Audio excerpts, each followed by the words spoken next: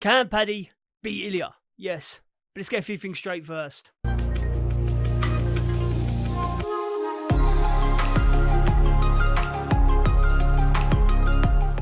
Hello, gym nerds. Now, it wouldn't surprise you, right, if Dana ends up opting for Paddy versus Ilia for the world title. Now, the UFC have already tried pitching a title eliminator between Justin Gaethje and Paddy, and Justin said no. Now, I love Justin. He's a legend in the game. He's never been in a boring fight. And how many fighters, right, can you say that about? Max Holloway, maybe. Justin Poirier. There's not many. Yeah. But at this current moment in time, Justin is in no position to start dictating terms and conditions. Yeah, he's on a one fight win streak, yeah, against a guy he'd already beaten. And I'm shitting on fucking Rafael either. He's a high level striker. But let's not get it twisted. He's got his own problems and unpaid bills at home to be addressing. I.e. one of them being that he's on the verge of slipping out the top 10. Yeah? Let's also not forget that Max Holloway sent fucking Justin Gaethje to planet Mars prior to his last victory. Think of all the fighters that have had to jump through hoops just to earn a title shot. Your Bilaus, your fucking Charlie Olives. We're talking 8-9 fight win streaks. So after one fight, it's irrelevant what you've done prior in the game. You need to earn that title shot. Now, I hear what you're saying. Guys, yeah? What about Paddy? Does Paddy deserve a title shot? No. Has Paddy impressed me since he's been in the UFC? No.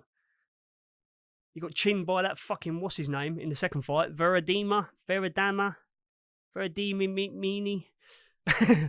he fucking held it well, to be fair. He didn't rock him per se. You know, he didn't get the old chicken legs. But even still. However, in Paddy's defence, he has improved tenfold. And his best performance has come in his last fight against although jaded and near the fucking door of retirement, Michael Chandler. Either way, that was his best performance. He dominated from start to finish. He also seems to be improving, yeah, not just inside the octagon, but outside. He's not ballooning up in weight as much in between fights.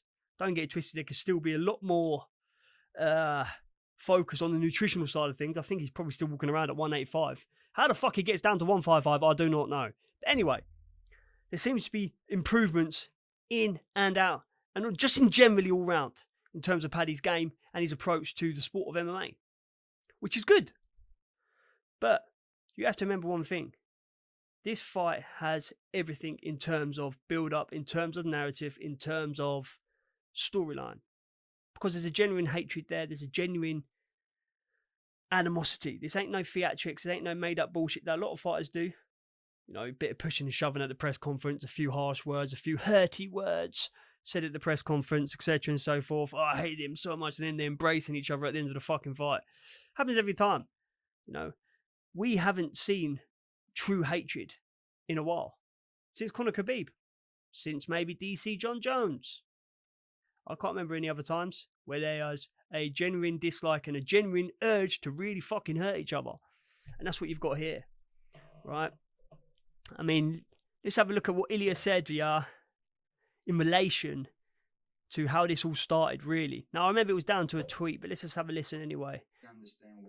Disrespectful to me, to my country, to all my people, and he just behaved like a fucking idiot, you know. He started to talk about the war we had against Russia. He said something, now I understand why the Russians put the bombs in Georgia, and many kids died in that war, many people died in that war. When you start to joke about that kind of things, just make sure that we don't find each other anywhere, because I'm gonna take your fucking head off. Personal. He wants to build his... This is real personal. There's nothing behind that which is fake. There's nothing behind that which is kind of made up, or there's not a feeling that it's forced, you know, in order to increase pay-per-view numbers, in order to sell the fight. So the narrative is already there. I mean, if you take a look at what Paddy says about the situation. We've got history, you know what I mean? You don't even need to, like, sell that fight. It sells itself. Like, two people who genuinely dislike each other. You don't really get that. We haven't seen that since, like, Khabib and McGregor, right? Two people who actually hate each other, because I hate him. But you've just got this narrative now, and it's been building for a long time, remember? It's been building for a very long time. Are you forgetting when they clashed as well? And that's how Paddy gave Ilia the nickname of Hand Sanitizer Boy, lad. Hand Sanitizer Boy, lad. Yeah.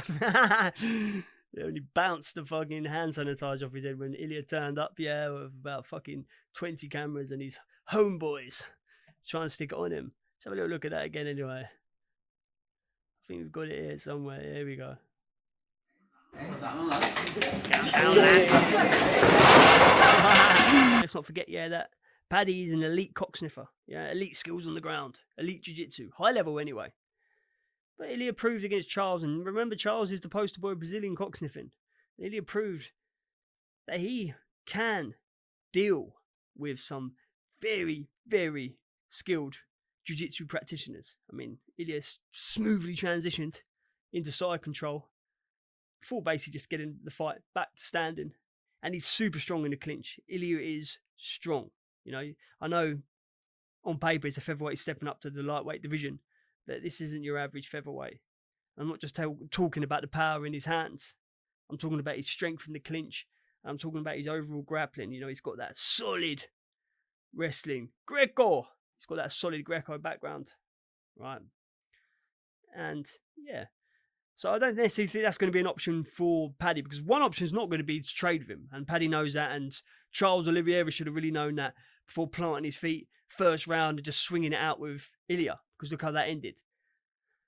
Very, very bad idea. And Paddy is obviously aware of that, as is anyone with fucking eyes.